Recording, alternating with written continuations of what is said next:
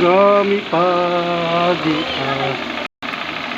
Ay, kusin kayo. Ano yung ID ni nanay? May ID kayo, may. ID mo. Ito kayo. Kasi no?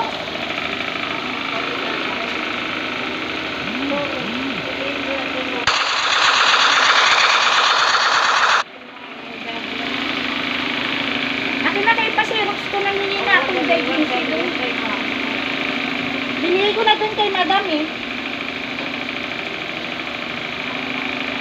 Ay, umuwi ka na Ate Mercy? Lagi ba? Bakit ka namimik na doon?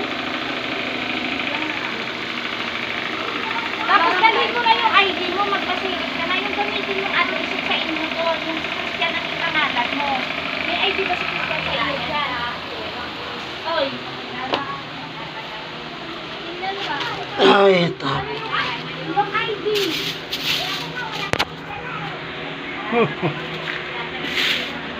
Itong gawa ko.